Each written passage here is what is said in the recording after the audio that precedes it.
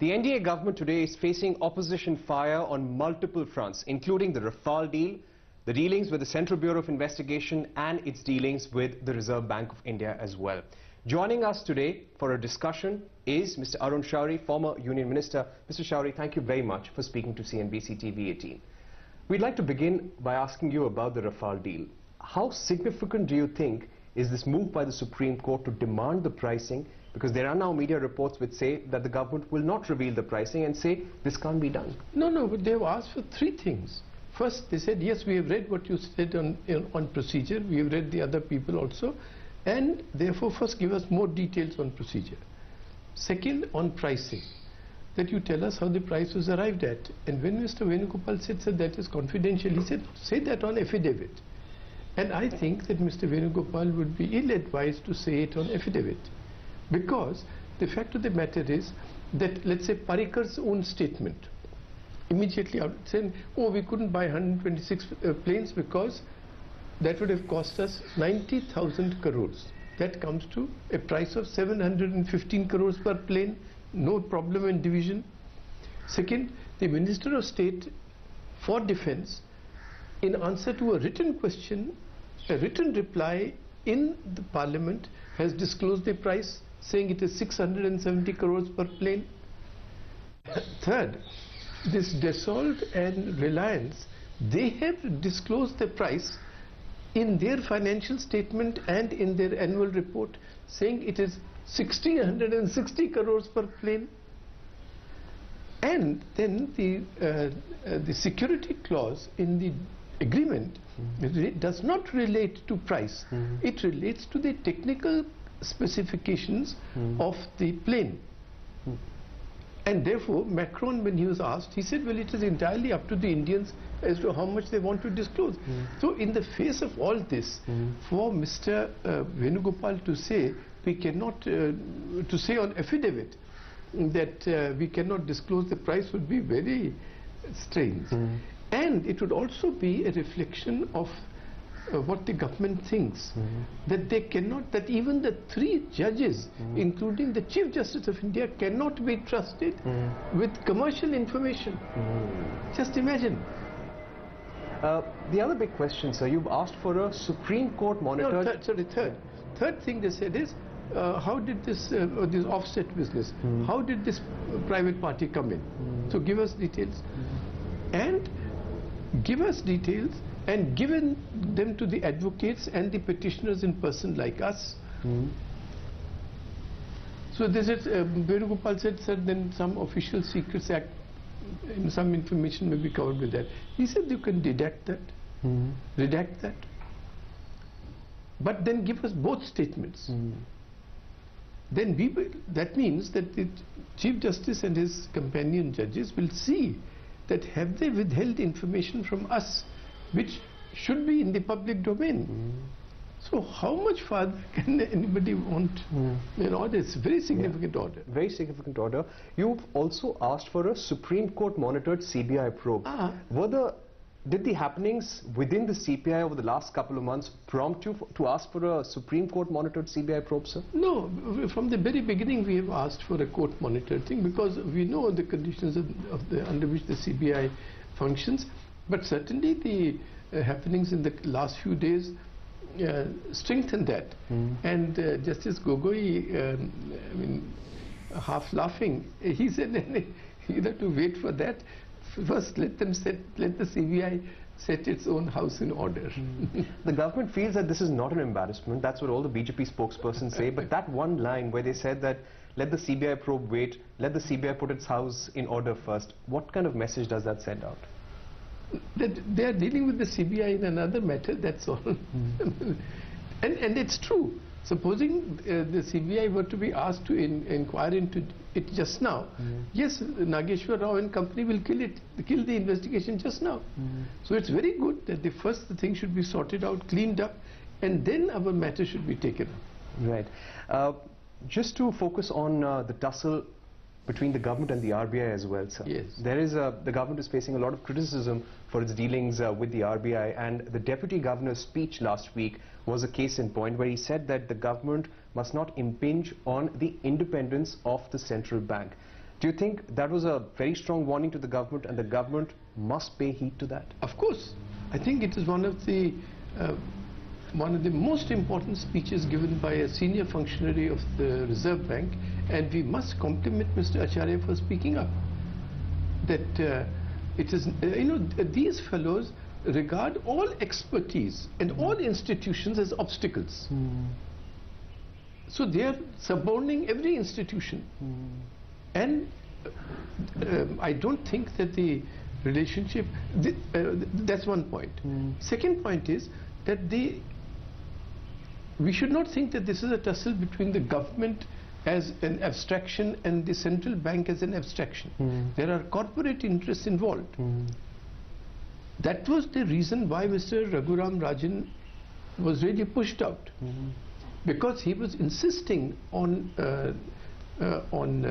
ways of proceeding and ways of assessment, that the names of these big defaulters were coming out. And he was then removed on the ground that his heart is not Indian and all sorts of bunk. I'd said at that time that it is a corporate, these corporate fellows are behind it. The same thing now.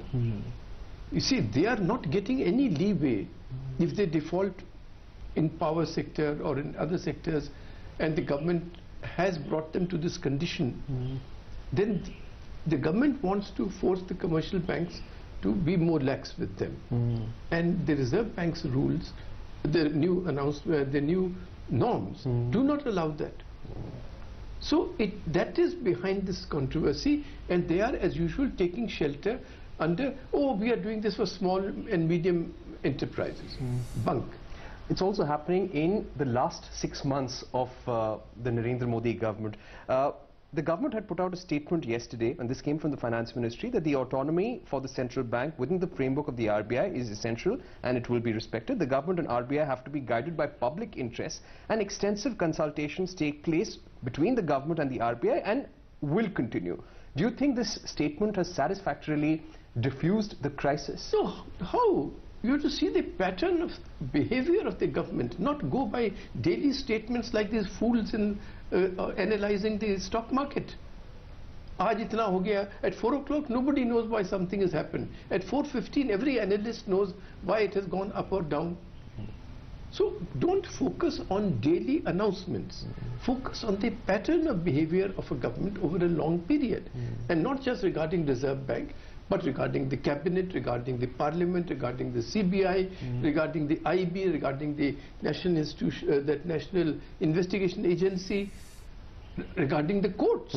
Look at, if the 4 judges had not saved us, just see where the Supreme Court would be today, where the collegium would be today. So I have actually, I mean, if I can, I don't know Mr. Urjit Patel and Mr. Acharya, but if through you I can convey a message that just never be provoked by these characters. They are cowards. These are bullies. Bullies are always cowards. So if you stand firm, they will retreat. But they will try and see where to get at you in other ways. So good persons should never resign. They must stand firm.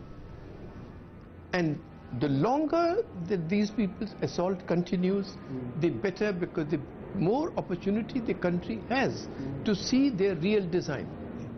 That's an important point that you make, sir, because top officials of the RBI don't speak very often. They don't speak very often, therefore their voice is heard when they speak. For instance, Dr. Venugopal Reddy or my friend Bimal Jalan, whenever they speak, they are heard.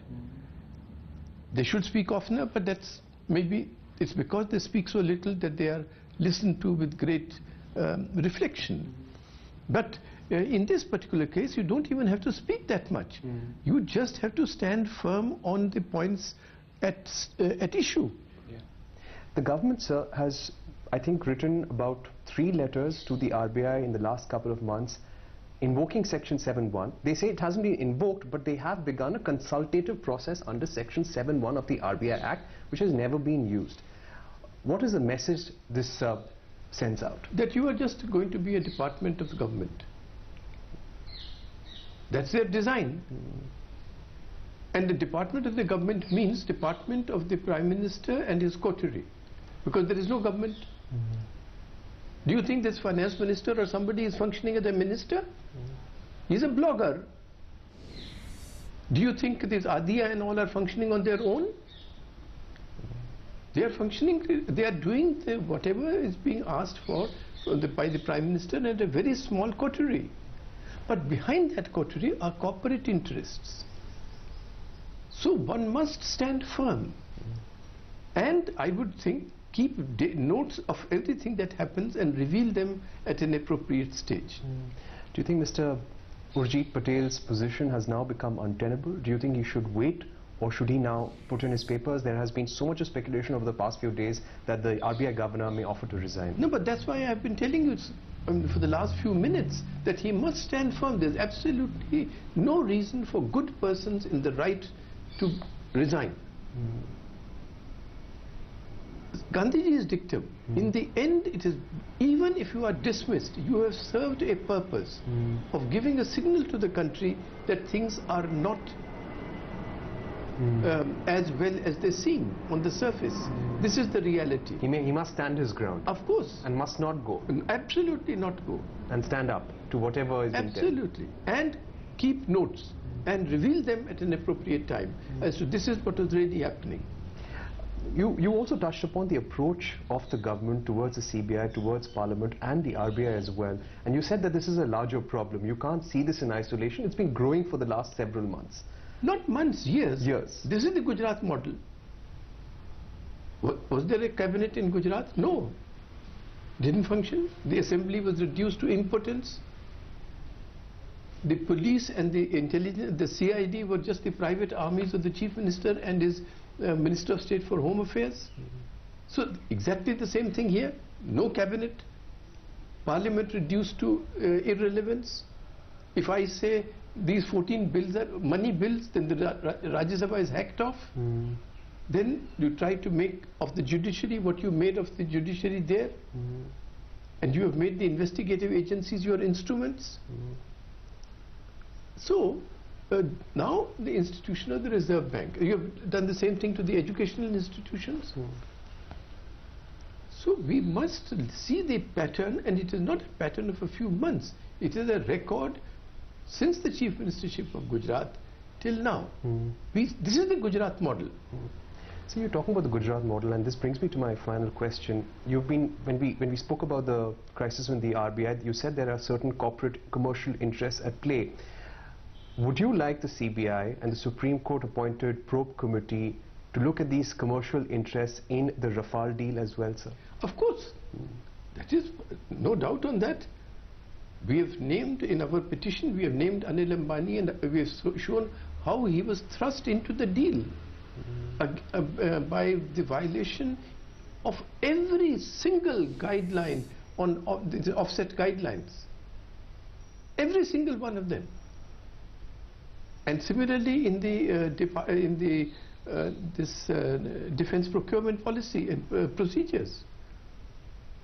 And certainly that's one of the things that the Supreme Court has found favor with and said, yes, give us details as to how this offset partner came in. So, and not only that, I would certainly think that Mr. Raghuram Rajan's list sent to the Prime Minister's office should be revealed. I mean, just imagine that this list cannot be given even to a parliamentary committee. That's the Gujarat model. Yeah, and I think that it is, I do not agree with the Reserve Bank's position. I think it was taken in the Supreme Court that for reasons of this fiduciary relationship between customer and banks, names cannot be revealed. You must reveal them. Who are these defaulters? And I hope that the Reserve Bank would find a way to reveal the names, and then the banks should be forced to say, what have you done about these characters? This is not their private money. It's public money. Public money. As much as in Rafale deal, so also in the looting from the banks. Certainly. Right. Thanks very much for speaking to us, Mr. Shourie. Mr. Shourie, they're sending out a very strong message that all these events, be it the Rafale deal, be it the crisis in the CBI and the tussle with the Reserve Bank of India, these are events which cannot be looked at in isolation. There is a clear pattern to it, and this has been going on since the beginning of the NDA government. Thanks for watching.